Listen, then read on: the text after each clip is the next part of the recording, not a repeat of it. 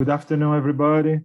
Even remotely, I am enjoying this event so much. Congratulations and thank you.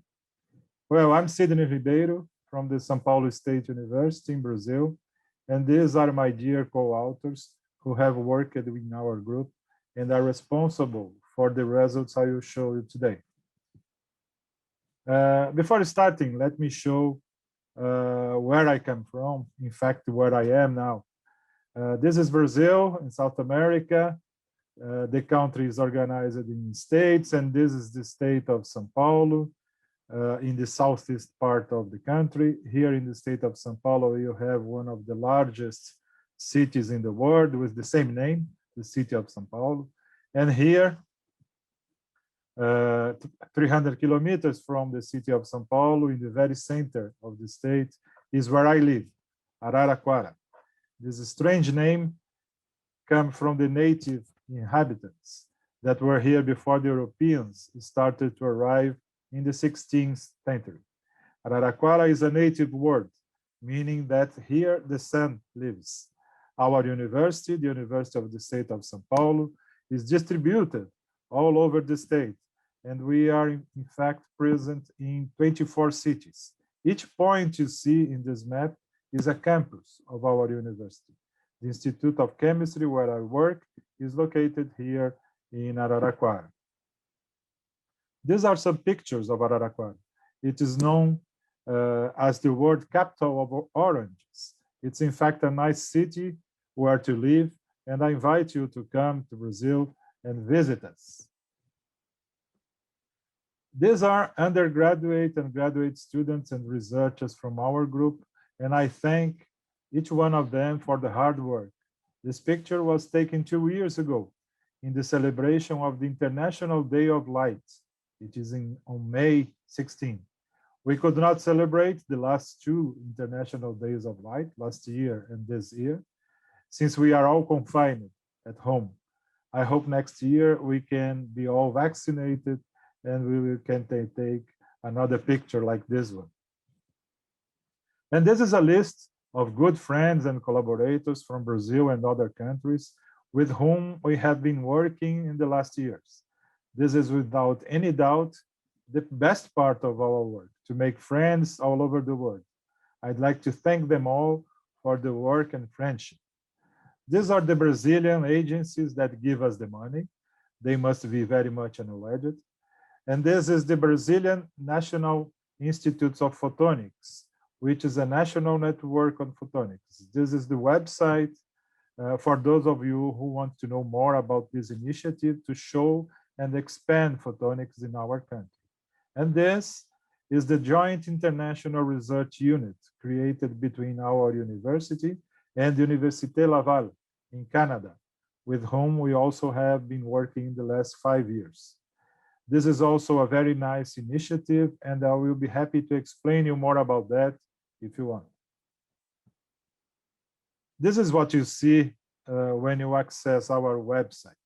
As I said, the Brazilian National Photonics Institute is an initiative to expand world-class photonics research and education in Brazil.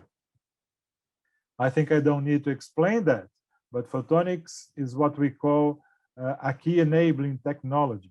Here you can see the economic importance of photonics compared to the other key enabling technologies for this century: micro and nano electronics, advanced manufacturing, advanced materials, biotechnology, and nanotechnology. Photonics is the base that allows us to communicate in the way we are doing at this very moment. These are the optical cables that carry my voice and image to arrive to you immediately. This is the world connected through the social media, Facebook. You must agree with me that it's a powerful tool we can use to science and education diffusion. Telecommunications started with the photophone, invented by Graham Bell in 1880. Graham Bell invented the photophone 2 years after the invention of the telephone, and she died claiming that his photophone would be more important than his telephone. His photophone used the light of the sun traveling through the open air and modulated by a small mirror placed on a mouthpiece and being detected by a selenium crystal. Berzelius, the great chemist, discovered the light sensitivity of selenium crystals. It took almost 100 years to the photophone to be feasible. Today, we use the photophone proposed by Graham Bell in our telecom systems. We use different materials for that. We use lasers instead of the sun, optical fibers instead of the air, modulators instead of mirrors, and more efficient detectors. But the idea is the same. It's very interesting to read the paper published by Bell. It was a completely different style of writing papers. It's nice to be read. If you have any difficulties in accessing this paper, please send me a message. I will be more than happy to share the document with you. We are dealing with photonic materials. We can say that photonics was born 200 years before Christ, when Archimedes, during the Second Punic War, among other weapons he invented, used well-polished metal pieces to direct sunlight right to the enemy's boats and ships, burning them. At least this is what the legend says. Some 2,000 years after, in the 18th century, Lavoisier, who is considered the father of modern chemistry, used lenses and mirrors in his lab. With such devices, he was able to melt platinum at 1800 degrees Celsius. You can see some of the Lavoisier devices in the Art et Métier Museum in Paris. I strongly recommend that you visit this museum and in your next visits to Paris. It's very interesting. Well, but you must be wondering why I'm talking about Archimedes and Lavoisier. We are in fact trying to follow their footsteps. This is a 1 meter mirror that we have in the parking of our institute. This mirror and the whole device was fabricated in Quebec in the scope of our UNESCO Laval International Research Unit. It tracks the sun and sends the sunlight to an optical fibers cable that goes through the center of the mirror to this small box where we can perform different experiments with light and temperature. In this case, photocatalysis. You can see here the light coming from the fibers cable, the sunlight. We will also talk about lanthanides today. We have been trying to explore the light emission and well-known energy conversion possible with such elements. These are the main possible energy conversion leading to light emission from the UV to the infrared. This is downshifting, one photon being absorbed and one photon being emitted. Down conversion, one photon being absorbed and two photons being emitted. And up conversion, two photons being absorbed and one photon being emitted. To mention some examples of our recent work concerning downshifting, we could mention energy transfer between ruthenium to lanthanides in homonuclear or heteronuclear species grafted to silica particles in order to have the lanthanide emission in the infrared after pumping in the visible in the broad ruthenium bands. Still talking about downshifting, we have Airbnb Emission at 1.5 micron to optical amplification in telecom and integrated optics, multifunctional magnetic luminescent nanoparticles, silk fibrin-based luminescent devices for DFB lasers, and either luminescent coated plastic of optical fibers or filled capillary columns used as luminescent solar concentrators.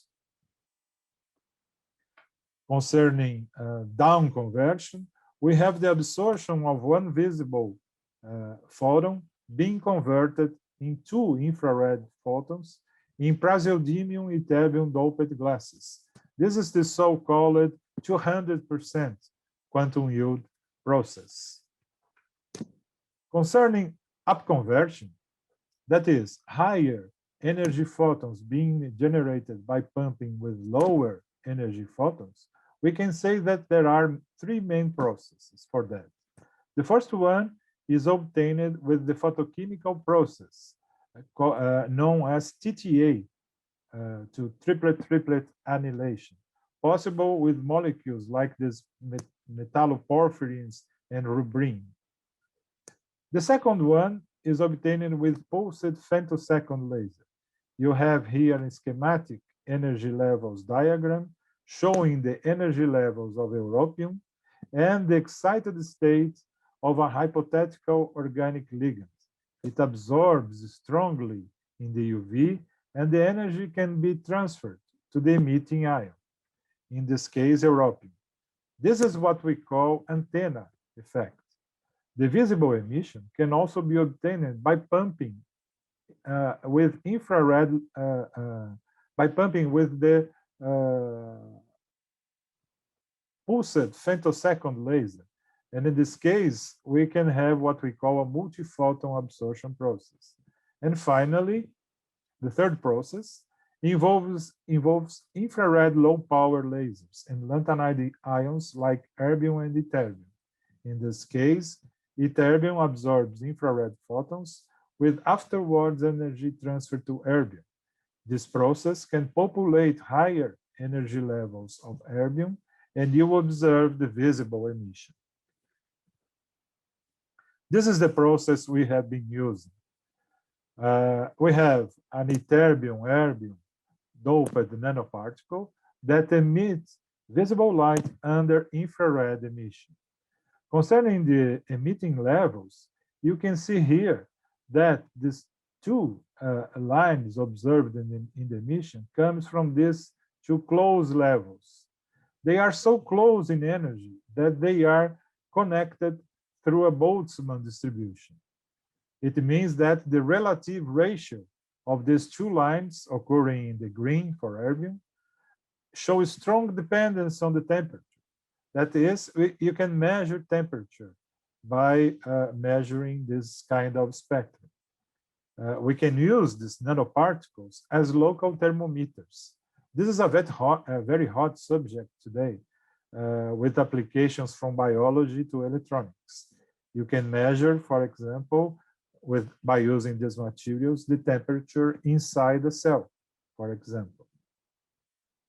Concerning our work, we could mention silica particles coated with a gold nanoshell and decorated by erbium-ytterbium doped upconversion nanoparticles.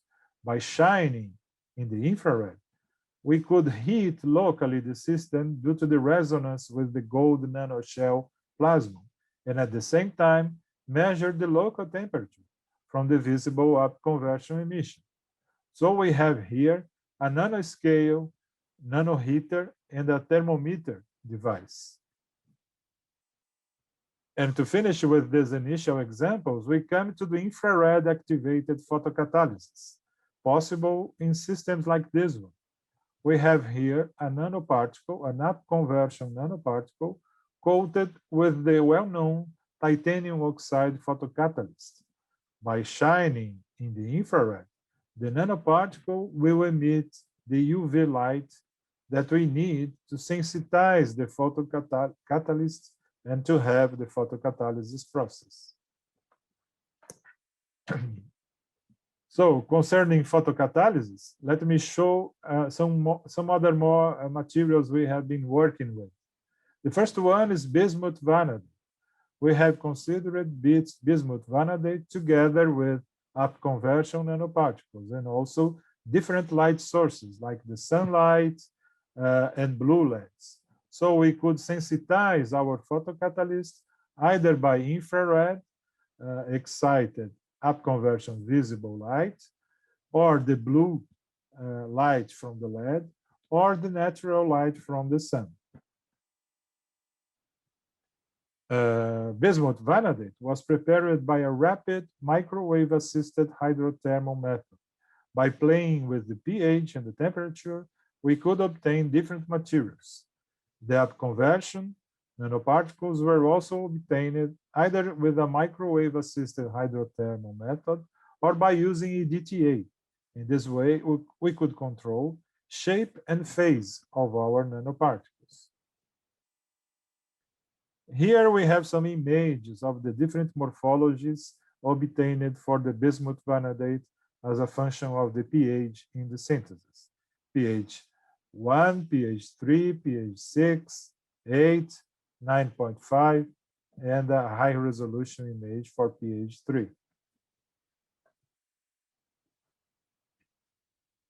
What we had, in fact, was a mixture of the two bismuth vanadate known phases, the monoclinic and the tetragonal.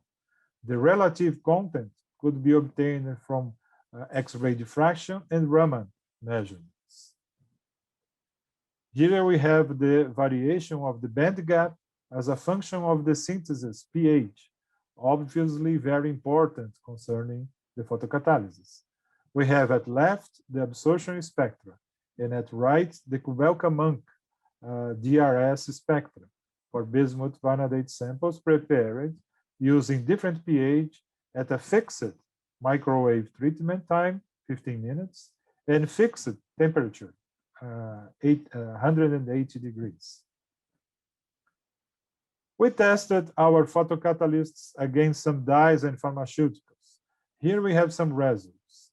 Under visible UV light, we could observe degradation degree depending on the relative monoclinic tetragonal ratio. This could be reasoned by a monoclinic tetragonal heterojunction. Under infrared emission, we have the up-converted UV-vis emission from the up-conversion nanoparticles. You have here the up-conversion emission in blue and the absorption of bismuth vanadate in red. We have this consequent bismuth vanadate sensitization, and so the infrared pumped photocatalysis. So to summarize this work, we have materials responsive towards a broader region of the solar light from UV to near infrared, which means efficient harvesting of sunlight for photochemical and photoelectrical applications, degradation of both organic dyes and pharmaceuticals under a variety of photoactivation modes, including low-power LEDs, near-infrared irradiation, and natural sunlight. We got bismuth vanadate particles with tailored morphology, crystalline phase, and band gap energy. The best photocatalyst results were obtained for samples composed of 68% of monoclinic and 30% of tetragonal phases. So let's move to the last example I'd like to show you. These are the photoactive aerogel membranes for inflow water decontamination.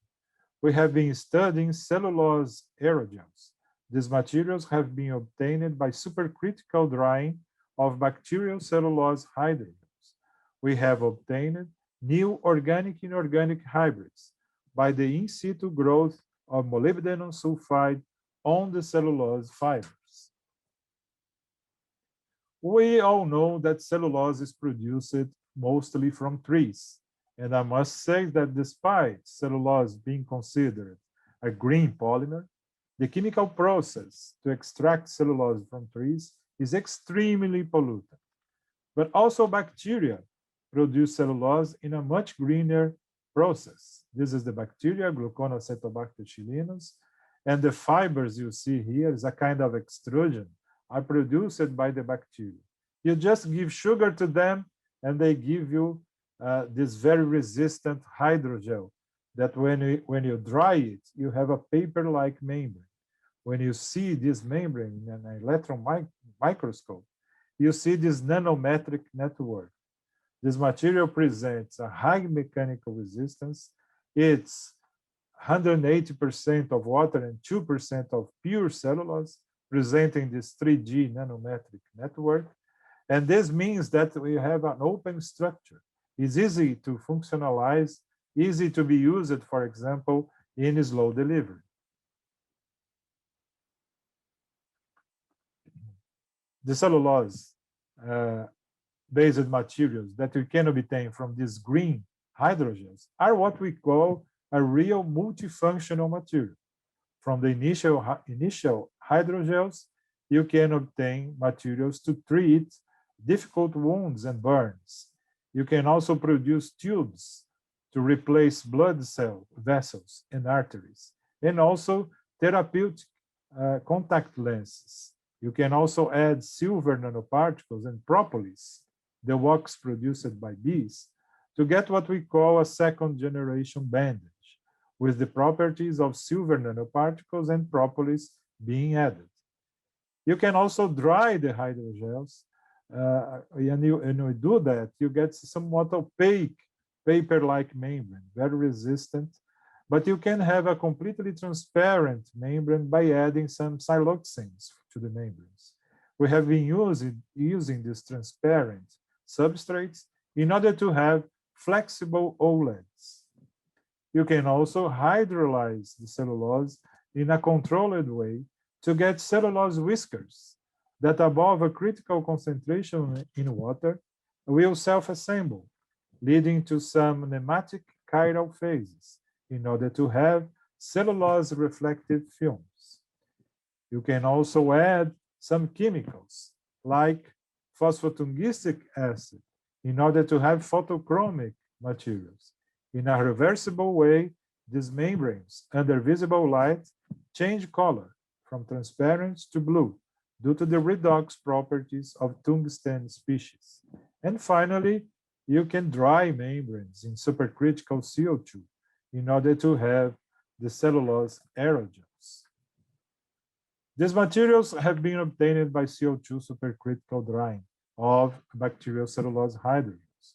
We have obtained new organic-inorganic hybrids from the in situ growth on the cellulose fibers of inorganic materials like titanium oxide, bismuth vanadate, and molybdenum sulfide.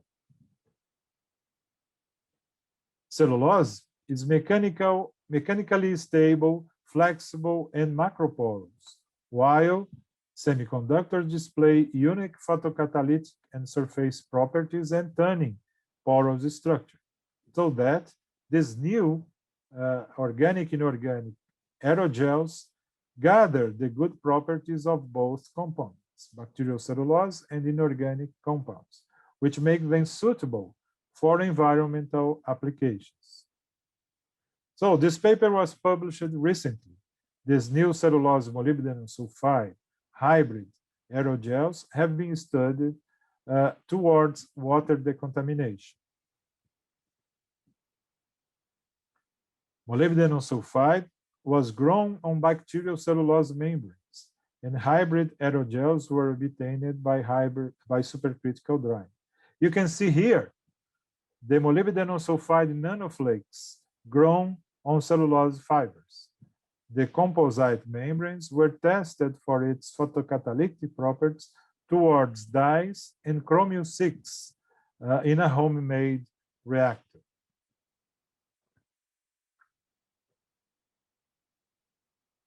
These are some of the results. Here you see schematically that the absorption and redox process. Around 80% of efficiency was observed, either for the dyes or chromium-6. So with this, I come to the end of my talk. Thank you very much for your kind attention, and I will be happy to answer your questions. Thank you.